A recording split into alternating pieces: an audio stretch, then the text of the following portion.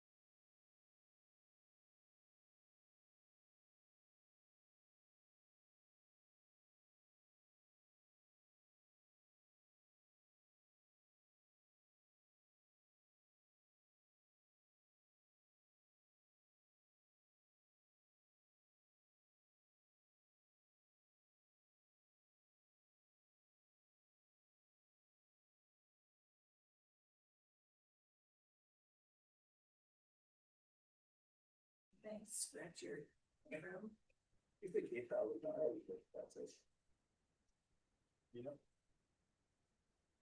All right, we'll call the meeting to order at 6:01 PM. First item on the agenda is roll call.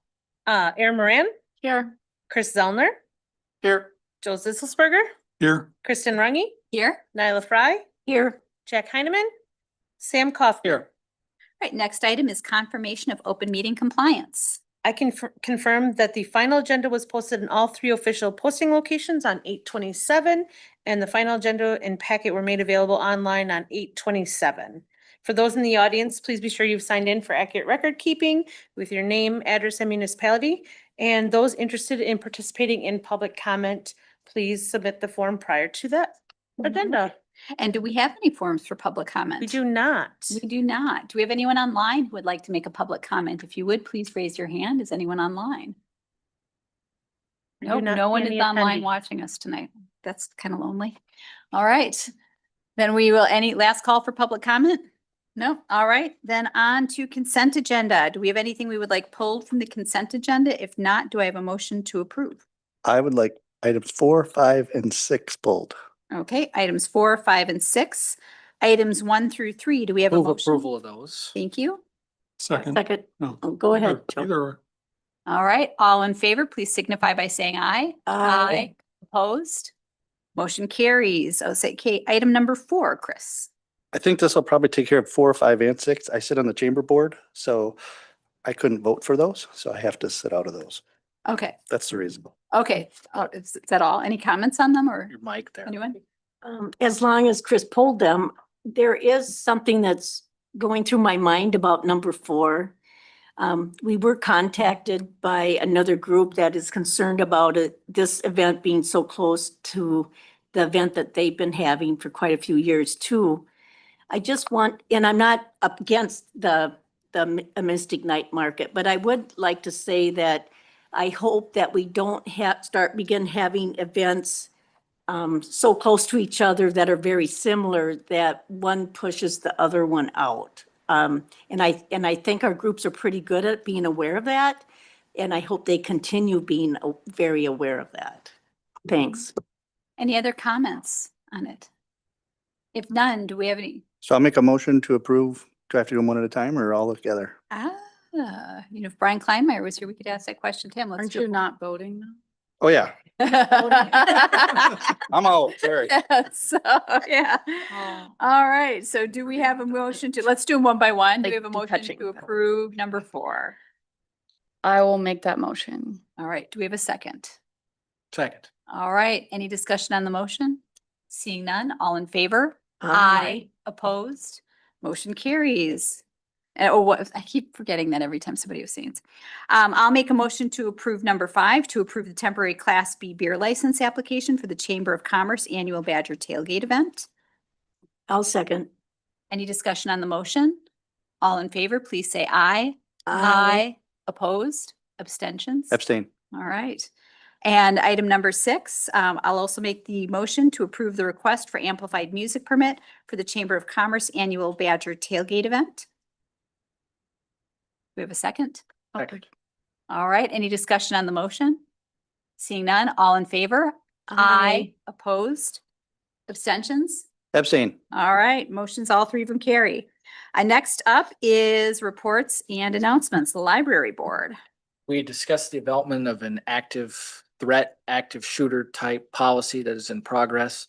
And we're also pushing for people because it turns out a lot of people in the community don't know they can actually join the Friends of the Library with dues. It's as little as $5 a year. So let's get those memberships in and get some more money for the library. That's only $5 a year. Yes, only $5. That is a great bargain to be a friend of the library. All right, next up, Waunakee Fire District, and I'll give that report. We met last week. It was a tense meeting. First item on the agenda was to appoint or approve or hire, I should say, representation legally for the fire district. It was presented, I mean, not trying not to get editorial here. It was presented without a name, a firm, a scope of work, any sort of budget. We argued quite at length about it. I will be following up with the municipalities that agreed to it, but it did pass. So we are in a situation where we have basically a blank check that has been written to or will be written to a lawyer who they didn't even have the name of, they referred to as this person. So it's a tense moment with the fire committee right now. Other than that, we also discussed hiring an appraiser. That was decided to be put off, and we had some discussion over budget, which will be coming to us in April. So In this- August. I'm sorry. Or I'm sorry, end of September. Thank you. I was thinking, yeah. All right. I wish it was April. But this item, we didn't have time to put the fire district on the agenda for today's meeting, but we will have it on for our next Board of Trustees meeting, so we can talk a little bit about kind of what might be going on. So with that, and again, this is only dealing with the fire committee. The firefighters are great. They're doing a great job. They actually had 5 new recruits this past month, which is fantastic, and a lot of other good things coming out of the firefighters force. So with that, Waunakee Utilities Commission, Joe, would you mind? Sure. All the standard stuff. We also approved sending an application to the Public Service Commission for approval of a bring your own device demand response program. Basically, that would be if you've got proper thermostat, you'd be able to enroll in the program, and utilities could potentially change that during periods of high demand. So we'll see where that goes. The other thing that we had was an update on Well 6 and the water tower project, and we took a look at the building design for that. Looked good. Thank you. Any other committees, boards, or commissions? Just one comment. For Waunakee, we had our honoring of the hometown heroes dedication there. And the coins have arrived to give out to those individuals, and they can be picked up starting September 9th here at Village Hall. And I have a copy so you guys can all see it here. And I'll pass that around. Anybody in the audience too, if you want to see it, just hang around at the end. Thanks. All right. Thank you very much. Any other announcements? That's good news. I don't know that it's an announcement, but I will note there's been a lot of interest in the e-scooters and e-bikes and how those are going in the village. I encourage people to follow the rules of the road. Really don't want to see the bad things that could happen when that doesn't happen.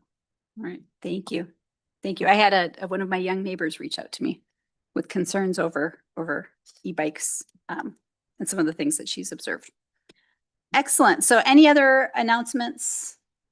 All right, then we will move on to presentations. And item number 1 is an update from Associated Appraisal on the interim market update process. And I'll take care of announcing this. So Justin Wordsma from Associated Appraisal is here to give us a little update on the process of the revaluation and answer any questions maybe that the board has. But we did contract with them for 2025 and 2027 to do interim market updates, and the other years would just be normal maintenance. So Justin, if you want to go ahead, we can. Okay, yeah, so this year, as you guys probably are aware, we did an intermarket update, like Carla has said. We did one back in 2023. This process resulted in a 23% overall increase in your guys' assessed values. This year, kind of what we're finding is there's been quite a response from the community in order to get contacted by us. Myself and a couple others are currently working through getting in contact with everybody in the community. So we just ask for a little bit of patience during that time. But, you know, I'm sure you guys have all gotten your notices, hopefully. And yeah, does anybody have any questions that you're commonly receiving or any response that you're looking for? All right. So have we had any questions about assessments or appraisals? Yeah. I can actually ask a question that we get often is, so when the open book appointments fill up on Thursday and Friday that we have posted, what are the other options? So the other options, right now we have about 100 folks that are on my callback list, which multiple project managers are working on getting in contact with all of those folks.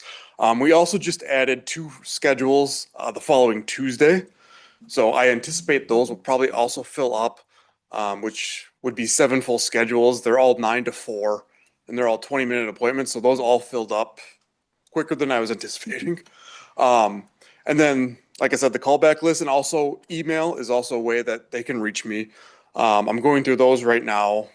You know, those haven't been as prolific as some of the callback lists have been. But we will provide everybody who wants an appointment. We pride ourselves on making sure that we contact everybody that's on that list, and make sure that we're able to explain kind of the process. With this new contract that we're on, where it's every 2 years, a lot of them have been through it in the past, so they're relatively quick conversations, but especially businesses that are looking to contact us, we encourage them to reach out, provide any information that we might deem valuable from them. And Justin, one more thing, could you go over what improvements is what factors into the improvements? Because we have people calling saying they've done no improvements, they've not taken out building permits to do anything, and their improvements on their property have went up. So Yep. could you just explain that, please? Yep, so that's a question we do get frequently. So the word improvements, when we send out those notices, they're heavily regulated by the Department of Revenue. So the word improvements, what that means to them is anything built upon the dirt. So essentially it means your house is your main one, and then a shed or a garage if you have those detached, things of that nature, or a pool if you have that also, things of that nature. So the word improvements doesn't mean that you improve something. What it means is the physical buildings that are on your property. That's what the word improvements means. It doesn't mean that you improved anything. Justin, could you walk us through the process of arriving at an appraisal or an assessment? I think that's one of the questions that I've gotten from people. Yep. So what we do is, the state legislator has what the state legislator says is January 1st of 2025 is what we set everybody back to. So what we do is we analyze sales. For Waunakee, I have enough sales where I only use 2 years. So 2023 and 2024 sales. And we say, if your property was for sale on January 1st of 2025, this is what we expect it would go for. And when I'm looking at these sales, I had 553 of them that I got to look at for the village of Waunakee in 2 years. So I'm looking at the age of the home, the size of the home is a big one, bed and bath count. We look at, I usually say about 75 factors is what we kind of look at. We're looking at condition of the home, the materials used in the home. We're looking at all of that. So all of that in our mass appraisal system will spit us out a number that says this is what an assessed value of your home would be, and this is what we think it would sell for on January 1st of 2025. And if a homeowner disagrees with that, that's what the open book process is for, and we'll get to talk with them. We can show them some of the sales that have sold in the village of Waunakee. We can do all of that and sit down and kind of explain to them what this means, what their assessed value means to them personally. All right. Compared to other communities, how are we doing? Are other comparable communities within the area? So Waunakee is a little bit unique in that you guys do it every other year right now. So something else that's might also affect you guys a little bit is I'm actually going to be sending out the town of Westport 1 week from today, actually. So they kind of, link up with each other. Town of Westport, I'm anticipating a much bigger increase than the 23%, just because they haven't done a reevaluation since 2019. So it's been 6 years for them and 2 years for you guys. So where you guys are 23%, they might be closer to 60%. So that's something you guys might hear from some of your neighbors, just in neighboring communities. As far as other neighboring communities, DeForest does them frequently as well. So their increases are closer to what you guys would see. So I'd say that would be more, you guys are closer to DeForest than you guys would be like Westport. Middleton we did recently, but that was also a large change, and they don't do it on a rolling basis. So those are kind of some of the ones that I can think of that we've done recently. The town of Springfield we just did this year as well. And they went a long time without doing it, like 15 years. And that was 100%, they doubled all their assessments. So Waunakee, relatively speaking, the percent increase is less than a lot of communities around you. The closest would probably be DeForest. Okay. And the last time we did a reval before 2023 was 2015. Okay. Helps. It does. Yeah, villages and cities typically do them more frequently than towns. Okay. Other questions we've got. Erin, do you have any questions? Not right now. No, Chris? What percentage of houses do you actually go into? So the way you guys have your contract set up is what's called an intermarket update.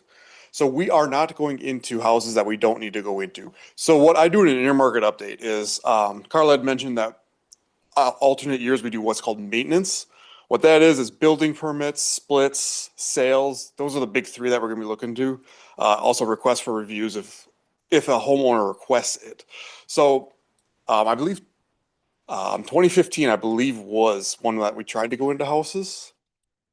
I would have to check that, but Wasn't here then. yeah, we have, so the way your guys' contract is we're only going into houses that have building permits essentially. Sales, we can look online and find those sales. We have an MLS account, so we're able to look at the sales that realtors use. So if people in the community ask, I really want to walk through our house or something like that, one of the easiest things you could do is email me photos. That works almost just as well as me walking through your house, sometimes even better because your camera can get into places I can't. So if that's the reason that people want their property reviewed, that's something that they could bring up at open book. So, the intermarket update is what we did this year. If you wanted to do the walkthrough of houses, that's the full reevaluation. And that's something that can be discussed through our contract. Thank you. Right, Joe. Got nothing. All right, Nyla. All right, Sam. Nothing. All right. Thanks much. We appreciate your time. Yeah, Yeah. thank you guys. If you have any questions, there's cards at the desk there. Do you have enough still? We could always use more. Okay. I'm trying to think if I have them. You're a very popular guy this time of year, I have a Yeah, if feeling. you guys have any questions, just email or call me. It all works the same. Thank you. All right, thanks. All right. Next up then, discuss and take action on 2026 employee insurance benefits. I'm guessing that's to you, Jared. Yeah.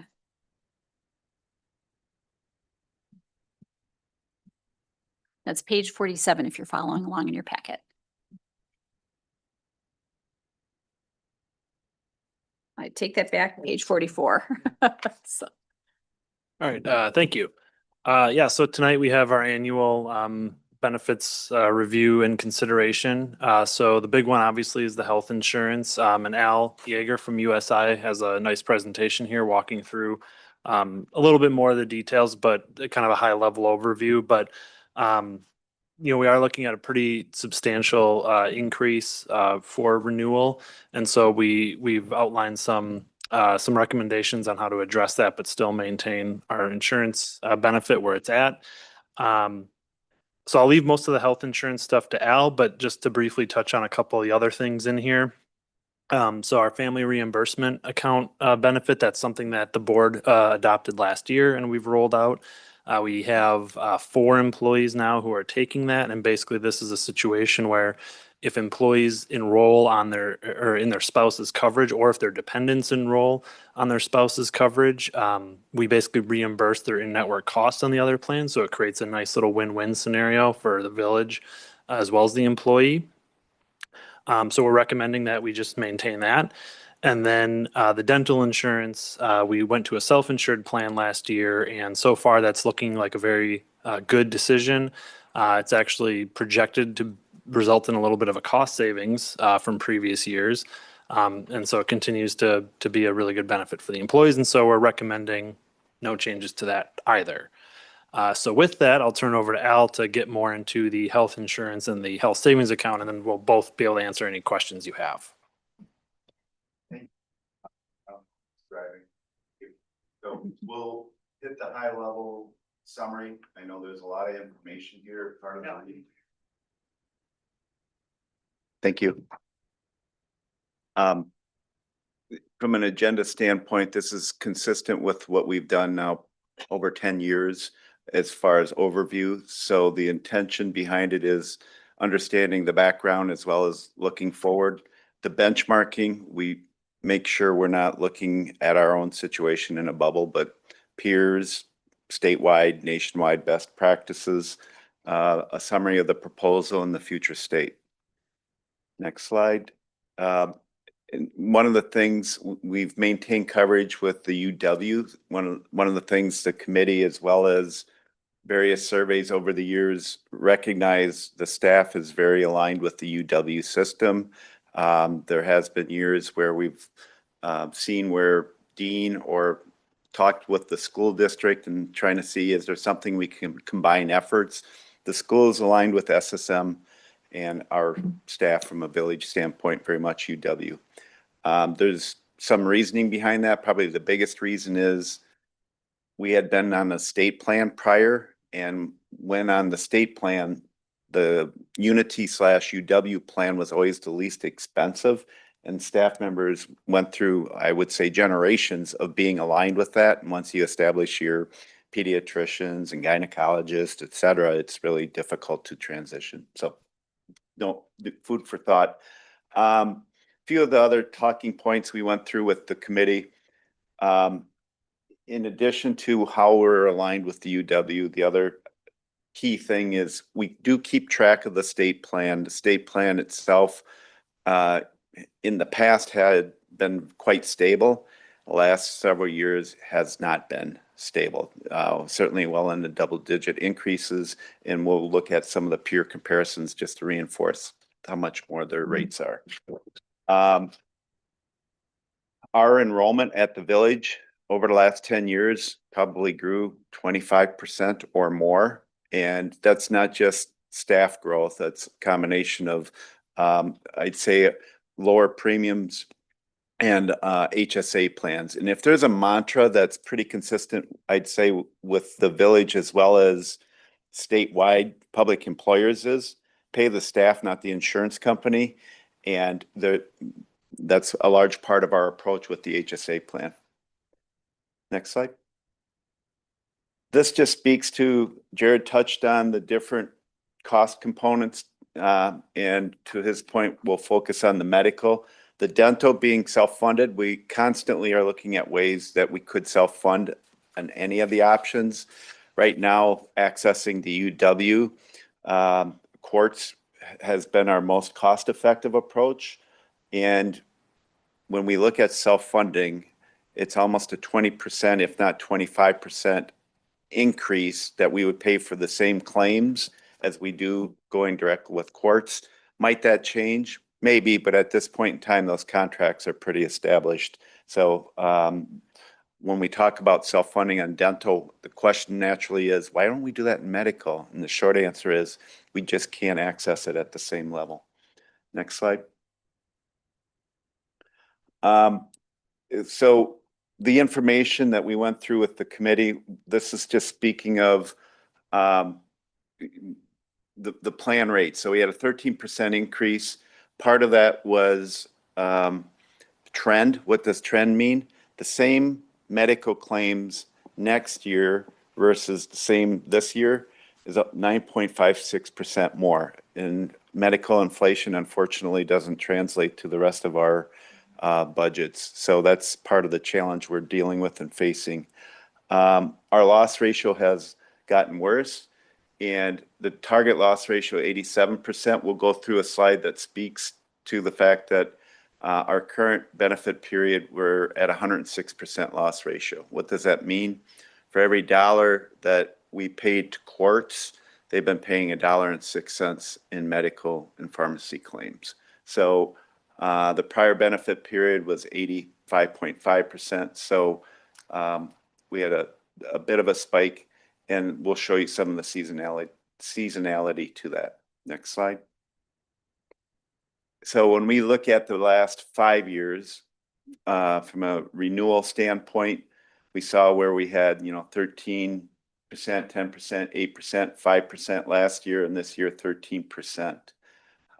So you had some of the variance, but when you look at what's driving that, a majority of our premium, like 92% of our premium, are our claims. In this last year, it's more like 106% of what we paid in premium were paid out in claims. So I guess one way of looking at it is we're getting our money's worth and then some, but the bad news is that impacts our budget. Next slide. This spreadsheet is a lot of information, but the reason we try to include it for full transparency, the committee has grown to understand the information on here. It just shows full transparency of how many individuals we had enrolled in the two plans in the current year versus the future year. It shows how much the premium contribution breakdown is. The village paid 88%. The staff members paid the 12%. It talks about how much we're putting in, the deductible levels. We have two plan options. One plan option is 3,500 single deductible, 7,000 family. The other deductible option is 4,000 single, 8,000 family. Back to paying the staff, not the insurance company. By having those high deductibles, it allows us to have lower premiums, so the amount coming out of paychecks is lower. And the other thing it allows us to do is, I'm sorry. You could do that. Oh, point from here. Thank you. No. Thank you. I'm trainable. And the other thing it allows us to do is, for example, on the one plan design, we're contributing 5,300 as a village to a family per year, and the other plan 5,800.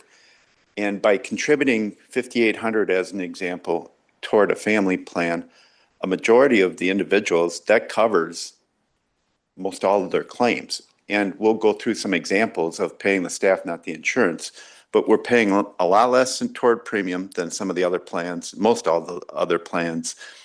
And we're contributing a lot more toward the HSA. Next slide.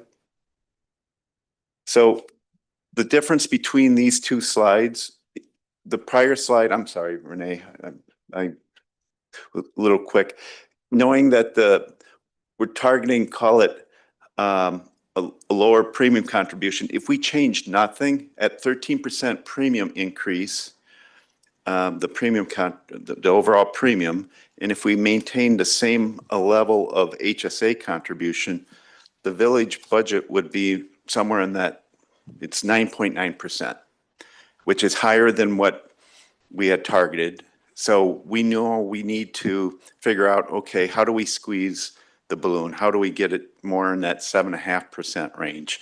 And there's different ways to doing it, but right now we're about as high on the deductible level as we can get reasonably. There's a diminishing returns and increasing the deductible more. So the question becomes, do we do it on premium contribution? Do we do it on HSA contribution? Next slide. So one approach to get to a 7.5% budgetary would be contributing a little less on the HSA. So instead of for example, 5,300 a year on one plan and 5,800 a year on the other, decreasing that amount by 730 a year on the family and decreasing it by 365 a year on the single. That's one approach that will get us to 7.5% village budget. It would keep the percent of premium contribution the same. It would keep the deductible level the same. It would just be less going toward the HSA. The other approach, which is the next slide, would be, or do we keep the amount toward the HSA deposits the same, but do we decrease the premium percentages? So the staff members would be paying more out of their paycheck to participate. Now we had some of that back and forth discussion with the committee, and in the end, I'd say majority, if not most all of the individuals' feedback said, well, if those are our two options to squeeze the balloon, it makes more sense to pay less toward the HSA, because everyone gets impacted and everyone has to pay the premium if you did it that direction. So let's keep our premium contributions lower and then have less going into the HSA. Because the other thing is, if individuals want to, they can contribute above and beyond that amount toward HSA as well. Next slide. So the other thing that's noteworthy, back to pay the staff, not the insurance company, over the years, we've had an aggregate balance of about $812,000 in the HSA accounts. And that's in aggregate. It notes that we're up from 105 to 122 accounts. I know we don't have that many people on the plan, but there's some individuals that still maintain their account. We weren't able to separate which were active or not from the bank account. Meanwhile, this just shows Some of the new hires or some of the individuals unfortunate may have under $500 balances, but this just speaks to the number of individuals. You see the majority of the individuals are in that 2,500 to 5,000 balance. In HSA, 26 individuals between 5,000 and 10,000, 22 that have between 10 and 20,000, and there's a handful of individuals that have done very well in accumulating HSA dollars. Next slide. Jared already touched on the family reimbursement. This is a win-win opportunity. If individuals jump onto the family reimbursement and they go on their spouse's plan, they get their claims reimbursed. That's a win for them. It's a win for us as a village because it costs a lot less to reimburse the deductible and network deductible than it does to cover a family. Next slide. So, few other points. Jared, did you want me to cover this or did you want to speak to some of the transition? Sure. So we're consolidating services from North Shore and Task to Associated. So that includes, help me here, flex spending, and the North Shore had the HSA and Task had the flex spending. And we're consolidating both to Associated for a couple reasons. The prior slide speaks to the amount of money that individuals have. And while North Shore did a nice job, I'd say, in not having administrative cost, they didn't have much for investment options. And Associated, this is kind of a gig that they do. They have nice investment options. They have higher interest returns. And so individuals can get more bang for their buck. And they also produce better reporting and technology. Jared's nodding his head if anyone didn't see that. Anything else to add?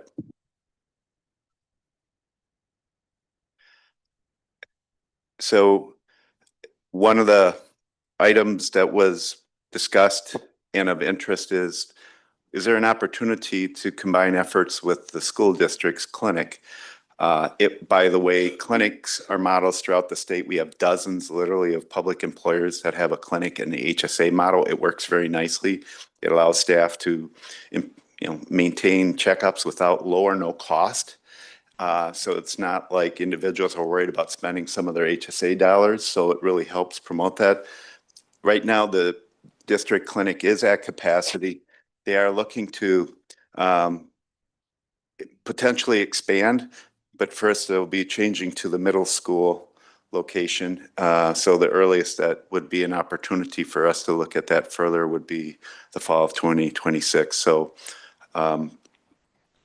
more coming on that as we go and investigate that consideration. The summary of this point is when we look at our peers, the main comparison areas are plan design, contribution, overall value, and the communication pieces. So we're constantly comparing and sharing best practices on that front. Next slide. This speaks to when we look at Middleton, Sun Prairie, Waunakee, DeForest, the different models that are taking place. City of Middleton, they just bounced from the Dean. Now they're with GHC. We'll be learning more. Sun Prairie also went to GHC. We're going to learn more about how they're going. They're both quite new. There's some different, I'd say, hiccups that they've been dealing with, but we'll keep a pulse on that as a consideration for us in the future as well. But when we look at the different premium levels of where we are in the contribution, I can tell you City of Sun Prairie in the last week just approved. You'll see that they didn't have any premium contribution, but they will moving forward. So they're squeezing the balloon on premium contribution as far as hitting their targets. But when we look at our comparison, you'll see again, we're real competitive in the amount that comes out of the paycheck. And we are exceptional when I look at, the 5,300 and 5,800 that is put toward the HSA, the side account. And for those that don't know, that money is use it or keep it. So that is literally once it's deposited, it's the staff member's money. So that's a significant difference um, in approach, and certainly between us and the competition or the local employers. Next slide.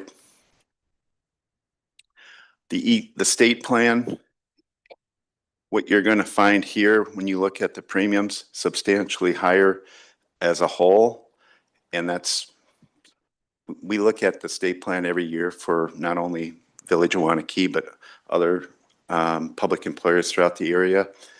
And we're certainly outperforming them as a overall value, but it will continue to be something we watch and compare. Next slide. I just summarized the first point as far as our comparing to the state plan. The other options, status quo, decrease the village HSA or decrease the premium contributions. And the village HSA contributions seem to be where the overall discussion landed. And the other main point we get asked on a regular basis, whether it's for the village, whether it's for the school district or other area employers, what about United? What about nationals? What about self-funding? And again, the fact that we're aligned with UW, we get declined a quote virtually every time from the nationals. Why? The claims cost them a lot more money, like 24% more than it does to access it through courts. So at this point in time, if we want to access UW, GHC, and courts are our two main options. Next slide. So this just speaks to knowing we had summary at the end of August for today to go through from a board review. Whatever decisions are made, we have staff education in September and October, and this is for January 1 effective date for the change for the 2026 plan year.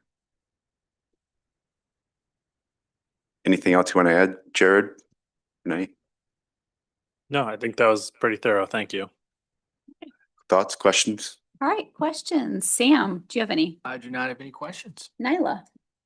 This is for Jared. How many employees have come to you other than those that were on the committee pertaining to this?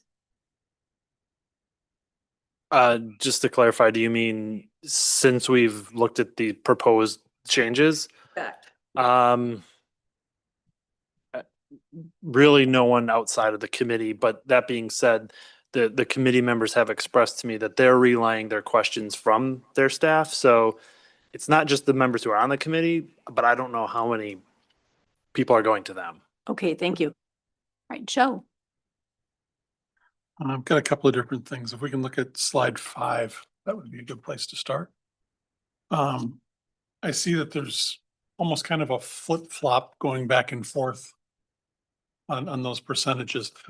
Is there something cyclical going on, or is there a, I don't know, is there a response to the 106.8, for example, that is maybe more than would otherwise be reasonable, which gets us to the 86.9, and then an underestimate for what that increase is? Is that a possibility, or is this just kind of the way the numbers fall out?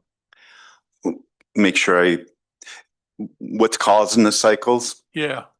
In large part, large claimants. One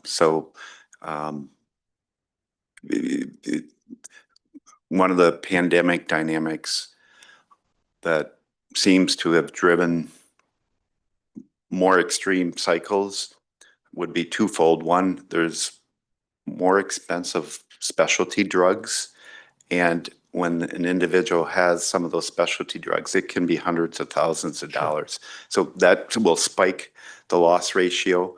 The other is during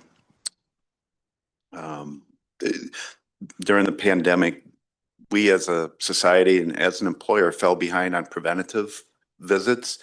And I'd say we're getting better, but we're still not 100%. And what happens then is we catch conditions at a later stage, and that later stage tends to also create spikes. So those are those are the main contributing factors. And oh, by the way, that would be another reason for us to really consider that clinic, because having that clinic model, the biggest benefit that the school district recognizes, and any employer that has it, is promoting prevention, getting everyone have the age, gender appropriate screenings on target. Let's get everyone in there, getting them compliant, remove obstacles of, oh, I couldn't get in, or it cost too much to go in. Gone. Yeah, it's much cheaper to do the preventative stuff for sure. If we can then just move on to slide 6, it's the next one. I just want to confirm, because I'm looking at the black bar, the second one there, where it says current renewal. I'm assuming that actually should be current, renewal. Current. Oh, I see what you're saying. I just Yes, wanna you're confirm that- correct. You are okay. correct. Yep. That's how I was reading it, but I Current wanted to make and sure. renewal on the top. You're right. Yeah, okay. This got mislabeled. Thank you. And then the last thing you had noted, it'd be on slide 14. We don't necessarily have to go there. But just that our HSA contributions are considerably higher than the other municipalities around here. And I would venture to guess considerably higher than most private employers as well. Yes and yes. Now, granted, our deductible levels are higher than the rest of the peers, but our contribution toward HSA certainly that affords us the ability to be that much more aggressive on that. Sure. So, and I guess from my perspective, it's a good thing that we are where we're at, because depending on what happens in future years, we have more flexibility to be able to. Correct. And I'd say the other dynamic is the next generation of attract and retaining individuals. They don't want first dollar premium with a higher amount coming out of their paycheck. They want lower amounts coming out of their paycheck and more amounts going into their HSA. So this is probably the best win-win scenario for existing and future staff candidates. Yeah, agreed. And if anybody's not familiar with the HSAs, I would just say, take a look at the investment opportunities and how that applies to retirement. So that's all. Thank you. All right, Chris. Uh-oh. Jaeger? That smirk makes me nervous. I'll try not to smile and I will keep a straight face. I'm just curious, since I have some background in this, are the insurance companies competing for business anymore, really, with each other? Not at the same level, no. But are they? Yes. But just in the past, to your great question, to your past and to your point, there was a time when if we were to go to Dean, we'd get a 3-year, 4-year, 5-year rate caps. Those days are gone. So they're competing, but it tends to be on 12-month snapshots, which gets you even more nervous, right? Are we going to disrupt everyone for a 12-month solution? So So the 2 the and the 3 competition's not at the same level, no. Yeah, so the 2s and the 3-year contracts are we're not interested in those. We can anymore. get some second-year caps, like we even looked at combining Village of Waunakee with multiple other cities, municipalities, or even the school district, and we're just not finding those type of consortiums and blends. They're not excited. We've seen enough failures on that front that they don't necessarily, they want to see change behaviors more than they want to see more belly buttons. They want to see a preventative population, not just more numbers. So, yeah. Okay. And then do we have increased usage and increased expenses on the hospitals and doctors side of it? Is that both of those things together causing our rates to be so high? Or, because I look at it and say, well, University Hospital is going to set the prices for what they're charging, and Unity's the insurance company. So are they setting the prices with one another? Good question. So it's more of a severity issue than a frequency issue. So when you asked about, is it increased usage and increased prices, it's more of the spikes of the severity claims as opposed to more frequent usage. That's part of the answer. The other part, the medical trend in the contracting with Quartz and UW, we do constantly compare, what if we were to self-fund? What if we were to get some shared risk?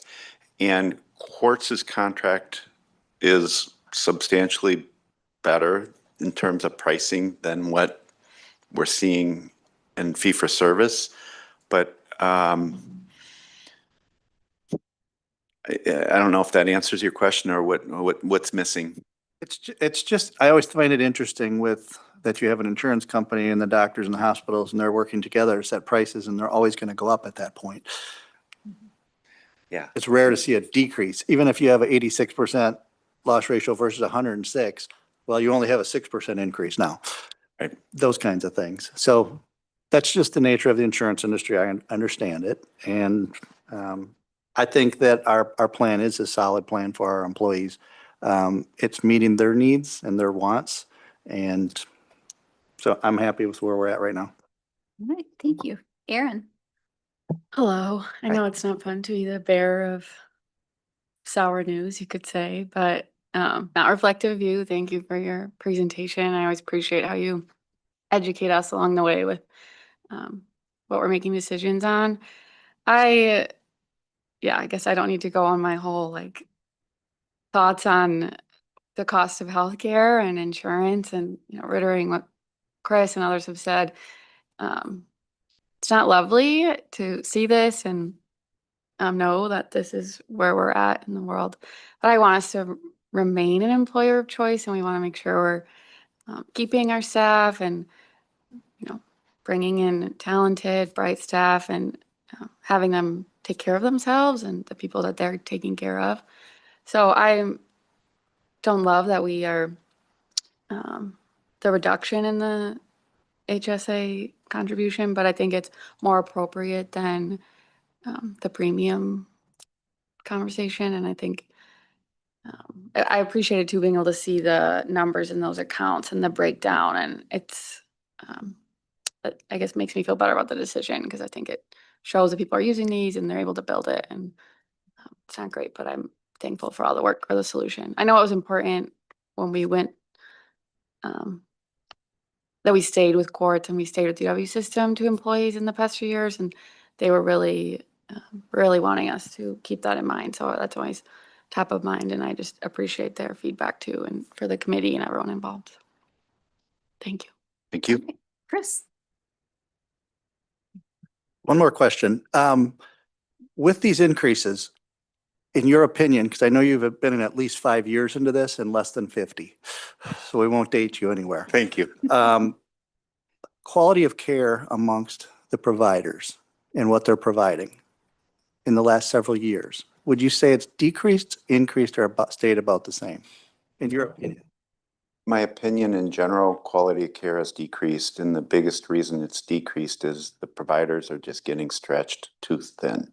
Now, we, as a greater Madison area, have it as good or better than anywhere else in the nation in terms of quality of care. So it's not, we're not the only ones that are decreasing in quality care. We're still pretty exceptional. It's just not as exceptional. And it goes back, I think the lowest hanging fruit for us to be able to control goes back to prevention and engagement. And I do think that kicking the tires harder on how can we access something like the school district is accessing is a really good consideration to help address that, because in the end, that model and that nurse practitioner can spend a half hour or 45 minutes making sure, your behavioral health is high quality, your physical health. I mean, it's the full circle as opposed to the 5 or 10 minutes you actually get once a year with your primary care physician. Thanks. And I asked that question because it's important for people to understand that this has to go up in our government to get some additional assistance into our healthcare system right now that's not there, a focus, because as we are all watching, we have significant increases with a decrease in care. And most people don't like that. So thanks for sharing. Appreciate it. Any other questions? Right.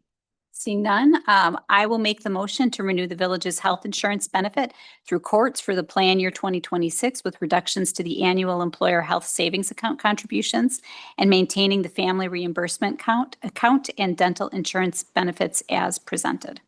Second. All right, any discussion on the motion? Seeing none, all in favor? Aye. Opposed? Abstentions? Motion carries. I want to thank you guys for all of the work on this. This is always a big lift every year, and you guys are good stewards of the dollars, and it's great that we can keep our staff healthy and happy with their health insurance plans. Thanks. Yeah. Next item on the agenda, discuss and take action on development agreement for Kilkenny Farms Phase 6 residential. All right, I'll take this one. So as you all know, Kilkenny Farms is a phased residential subdivision in Waunakee. So this development agreement is for Phase 6, which is the Dolan Ave portion of the development.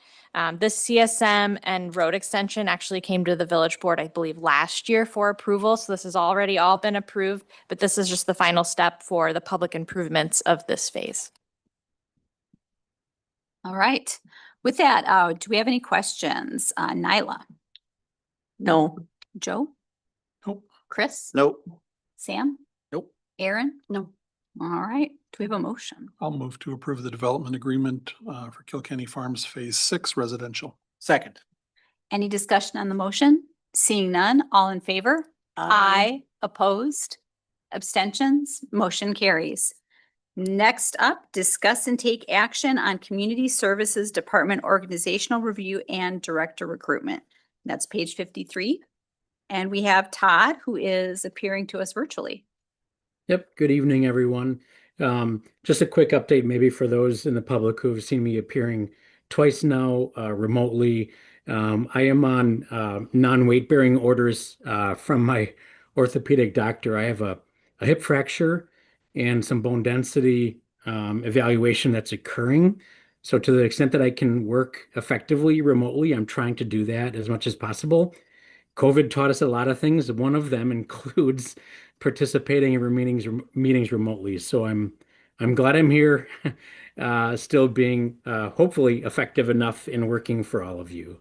But today, essentially, I'm seeking two actions of the village board tonight. One action is to rename the Community Services Department the Parks and Recreation Department. And the other would be to essentially create the position of Parks and Recreation Director and place it on the wage scale appropriately. So what might be surprising externally in our community is that we have something called a Community Services Department. What is that? As a name itself, outside looking in, you really could consider every employee's actions to be that as an act of community services. We have, though, used that label to reflect really what typically is considered a Parks and Recreation Department for a few reasons, and it dates back prior to my time.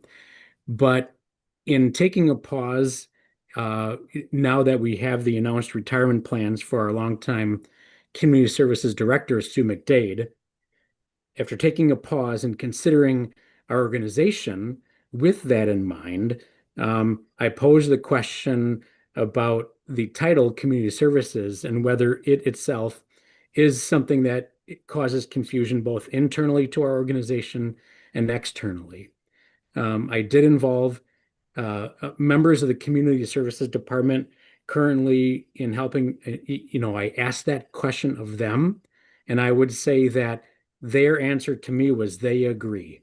They agree that the title Community Services Department is confusing.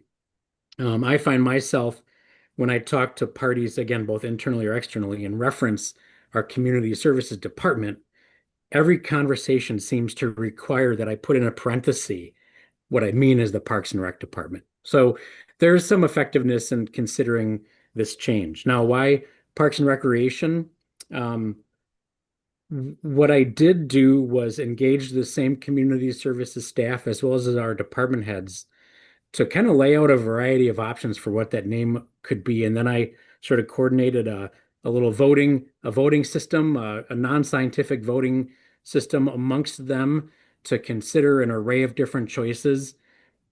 A follow-up meeting with the Community Services Department, and the conclusion of that evaluation suggests, from our perspective as staff and department head team, that Parks and Recreation is the most meaningful and best option for renaming the department. If we do that, that then would also change the name of the department head. Rather than Community Services Director, it would be Parks and Recreation Director. Timing of this is important because we're hoping this week to advertise for replacement due to Sue McDade's retiring. And the name means a lot when people consider those applying for the position here. So let's see. We also did some evaluation, and you see in your packet information from other communities similar to ours, both in Dane County and similar in size throughout the region. One thing, or with throughout the state, one thing we see is that Parks and Recreation Director is your typical title within the industry. The second thing you see is a suggestion that we sort of rearrange the way in which this position fits within our wage scale. I've included a wage scale in your packet, and what I'm suggesting is that we stay above average. I've seen the village historically attempt to grade our positions above 60, more to the 65 or 70% percentile compared to peer communities. So in attempting to be at that point, my recommendation is that we position the Parks and Rec Director at grade S11. That's pretty squarely, if not just above that 65% percentile for peer communities and how we compensate this position. I also laid out, I don't need to go into it in great detail, but I laid out the schedule on pages 53 and 54 of your packet, the schedule on seeking to recruit for the position and bringing a person on board. Our goal is to have a new director by mid-November on board and starting to work with our organization.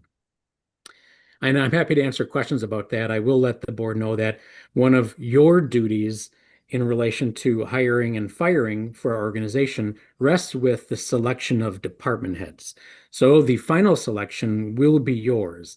I'll be coordinating a process to include both staff involvement.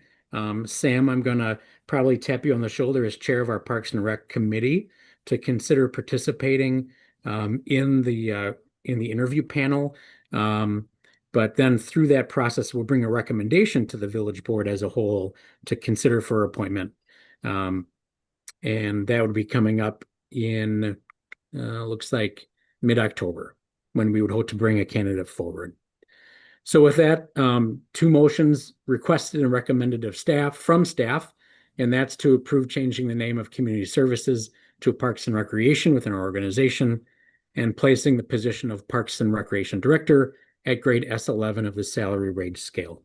Happy to take any questions that you might have about this. All right, Erin. I don't have any questions right now. I agree with the name change, and I think it's an appropriate time to do so with the recruitment. And I appreciate seeing the schedule and the overlap. I know I said this recently when we looked at another position, but I just think it's a good practice that we evaluate things like this when we have transitions in personnel. Chris? Parks and Recreation Director, I'm okay with that. Is this person still going to be running the village center? Well, I would another element of confusion is that the village center sort of exists as the building, which contains both the operations of the community services department and the senior center. But I understand what you're asking, Chris. The recreation complex, the recplex, the rental of rooms, and those sort of operations. That would still be a function under the Parks and Recreation Department. Now, what I do want to allow, because I've had some really good conversations with Sue McDade about her variety of duties and where maybe there could be opportunity to find efficiencies or find some delegation opportunities to enable other leadership opportunities for her team. We believe those opportunities exist, but what we'd like to do is allow the new director in the role to be a key ingredient to considering operation modifications. So there may be some adjustment to the kind of the list of key duties and functions for the position once a new director is kind of settled in and gives a good review of the organization. But generally, if the question is the operations of portions of the village center under this department, the answer is yes. And that's what made this sort of a unicorn position, honestly, back a few years ago, especially as we kicked off the village center as a new facility. What was that, 18 years ago now? Something like that. Maybe more. But Sue was a very instrumental piece of that puzzle to bring that center to life and sort of establish the big picture for its operation. Thanks. Joe. Kudos to Chris for that question, because I was thinking a lot of the same stuff. I don't really see any problem with this. When I first looked at it, my initial thought was, well, what would Ron Swanson think of this, of course? But, you know, aside from the obvious naming thing and then the thoughts that come to that, I think this is a great way to handle this. And I absolutely agree with the thought of when that new director gets in, let them take a look and see what those efficiencies are. And I'd add to that, Joe, related to the timing of a new director, I'm also not expecting that we're going to do some big, fantastic rollout of name change and run rebranding and stuff like that right now. I also want that to be something that our new director can be instrumental in helping orchestrate. Excellent. Thank you. Bonus points for the Park and Rec. Oh, of course. Yeah, Oh, reference. believe me, we all thought about it. In fact, there may have been votes against Park and Rec just because it's sort of the cliche and relating to the term. Anyway. It's a great TV show. All right, Nyla. I agree with the name change, and I just want to say one thing, that the new employee coming in will have very huge shoes to fill with Sue leaving. She's done a lot of hard work and accomplished a lot over the years, and I so much appreciate it. And Sam. Yeah, I agree with the name change as well. Ultimately, when you're scrolling through a page of job listings, looking for those things, you want to understand what the title of the job means before you apply for it. I'm certainly happy to assist with any interview panels or anything like that. And sort of in tandem with some of the other questions that have been asked here, may be helpful when you've put the listing out or whenever you do that to send us the listing with the job description, because there may be additional questions based on that. Yep, I'm happy to share all that information with the board as we get rolling. Right. Yeah, I'm in agreement with everyone and with the change. And the timeline for hiring looks good. Sue's shoes are going to be big to fill, indeed. Our park system is one of our jewels in this community, and we are so lucky to have it and the talent that we have had that have built it into what it is. So with that, do we have any more comments? I'll make the motion to approve changing the name of Community Services Departments to Parks and Recreation Department and placing the position of Parks and Recreation Director at grade S11 of the salary wage schedule. I'll second it. Any discussion on the motion? Seeing none, all in favor? Aye. Opposed? Abstentions? Motion carries. All right, thank you, board. All right, thanks a lot, Todd. And item number 4, discuss and take action on negotiating a cooperative plan between the town of Westport, the cities of Madison and Middleton, and the village of DeForest and Waunakee. There's really not much to update here. Lauren and I met with Dean Grosskopf to present him the proposed maps that we had all discussed. John Kusha has been out of town and just returned from a vacation. So I do not believe Westport is meeting tonight. So we have not heard anything from them about it or received any feedback. So we'll check in this week with them to see I where we're believe at. they have a meeting tomorrow, Kristen. Tomorrow? Okay, Yep. thank you. Yeah, all right. So any questions on it? No? All right, seeing none. Motion to adjourn? Second. All right, all in favor? Aye. Opposed? Abstentions? Motion carries. Thank you all tonight. Good night.